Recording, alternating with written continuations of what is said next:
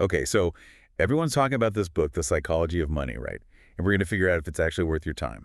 We've got a whole stack of reviews here. Goodreads, something from a regular reader on Medium, and, oh, I'm pretty curious myself. Yeah, it's definitely gotten a lot of buzz. It really has, so let's just get right to it. What's the verdict? It's good, especially for people just starting to, really think about their personal finances. But gotta say, it has been seriously hyped up online. Okay, so is it all hype, or is there something more? Is this actually going to change how I think about money, or is it going to be, like, forgotten next month? Well, first of all, you gotta give Morgan Housel credit. The guy can write. He explains, like, complicated money stuff, but in a way that's actually fun to read. Plus, he's got all these real life stories. Okay, but am I going to learn anything new?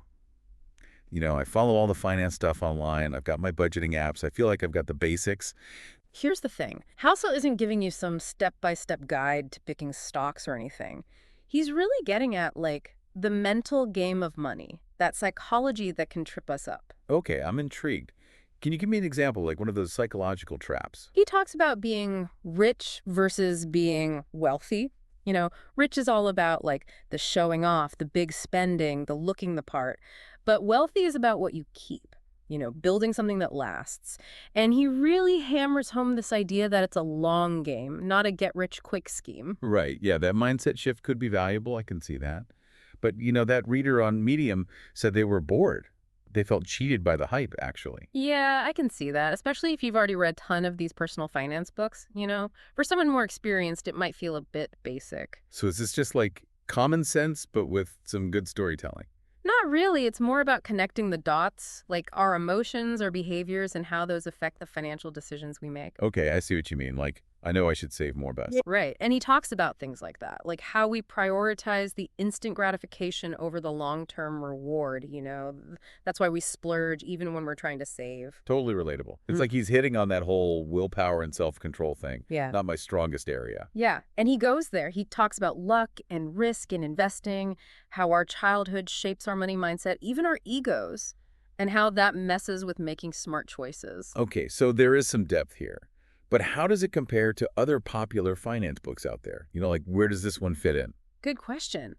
Think about a book like Rich Dad, Poor Dad, right? Yeah. That's all about building wealth through real estate, entrepreneurship, a totally different approach. Yeah, I've heard of that one. Classic, but always seemed a little too focused on one specific path. Exactly. And then you've got books like Factfulness. That one's more about data and how we see the world. It touches on finances, but it's broader. So this is more about the mental and emotional side of money. Precisely. He's not giving you a system to pick stocks. It's about understanding your own relationship with money, which, is the most important thing. I like that. Like, this could be good for anyone.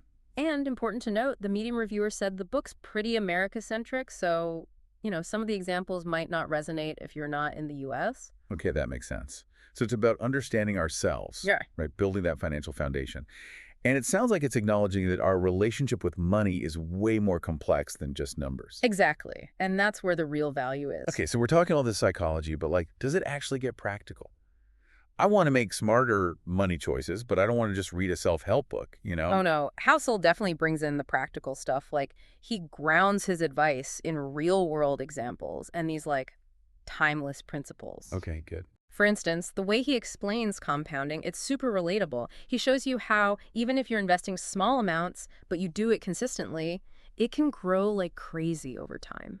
Because you're earning returns on your returns, it's like a snowball. Makes sense, yeah. But I'm also thinking someone listening might be struggling to even make ends meet. Like, saving a big chunk of their income, that's not realistic for everyone, right? Absolutely. In fact, he actually says your savings rate, so like the percentage of your income that you're saving, that matters more than getting some. But then, isn't there a risk? Like, getting so focused on saving, on being frugal, that you miss out on, I don't know, growing your income or making smart investments. You're right to bring that up, and Housel actually addresses that directly. It's not about living like a monk or anything. It's about finding that sweet spot, right? Enjoy today, but also plan for tomorrow.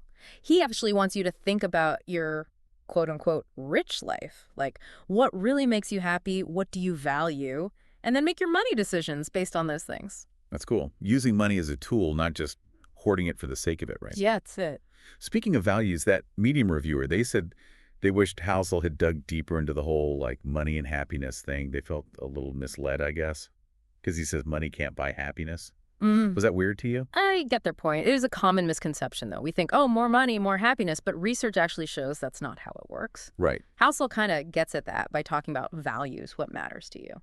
So it's not about, like, getting as rich as possible. No, it's about using money to create a life that has meaning, you know?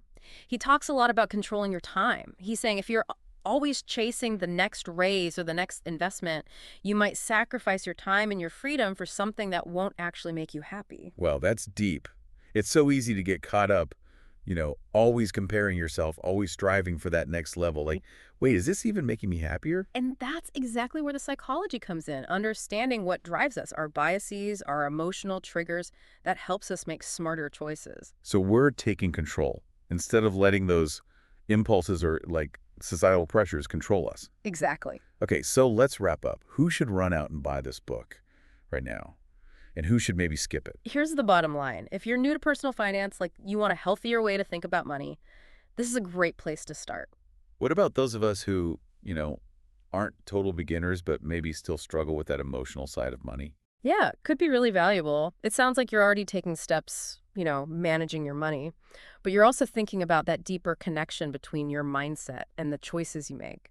Housel's book could be like the push you need to examine those beliefs and habits that are maybe holding you back. That's what I'm looking for. Not just another app, but a way to align my choices with my values. But is it too basic? Based on our conversation, I don't think so. You're clearly engaged with the ideas and like you're asking all the right questions. Okay. What Housel does well is he takes these basic ideas like saving, compound interest, and then he goes deep on like the psychological barriers that stop us from actually doing them. That's the hard part, right? Like doing it, not just knowing. Exactly. And he does it all in a way that's, insightful and entertaining. He's not lecturing, he's telling stories, making you think differently about money. Yeah, it does sound like a good starting point. Definitely. Even if you just get a couple of key takeaways, it's worth your time. And who knows, maybe it'll spark a deeper dive into your own values, what really matters to you. Not just financially, but like in your whole life. Okay, now that is something to think about. So we've talked a lot about this book, the good, the bad, that whole America-centric thing. Mm-hmm. But I think the big question is, like, should I actually read it? For you. Yeah, I think it could be really helpful. It sounds like, you're already on top of things, managing your money and all, but you're also thinking about like the bigger picture, how your mindset affects your choices. Yeah, exactly. And Housel's book, it might be that, that nudge you need to really look at those beliefs you have about money, the habits, the stuff that might be holding you back. Right. Because that's what I want. Not just another budgeting tool, but a way to make choices that, like, actually feel good. But is it too basic? I really don't think so. We've had this whole conversation, and you're clearly getting it, asking great questions. Okay, for you. What Housel does really well is he takes these like fundamental ideas, saving, compound interest, stuff we've all heard before, and then he like dives into the psychology. Why aren't we doing it even though we know we should? That's the million-dollar question, isn't it? Right. It's a one thing to know, another to actually do it. And that's where he bridges the gap. I'm seeing that. And he does it in a way that's, it's not boring. He tells stories, connects the dots, makes you think differently. Sounds like a good starting point for anyone who wants to, I don't know, feel better about money. Totally. Even if you walk away with just a few key things, it's worth it. And hey, maybe it even makes you think about like your values, what's important to you in your whole life, not just with money. Ooh, I like that. Okay, so that brings us to like our final thought, something for you listening to think about as you go on your own money journey. Yeah. What if, and hear me out here, what if understanding the psychology of money, it's not just about making better decisions with your cash.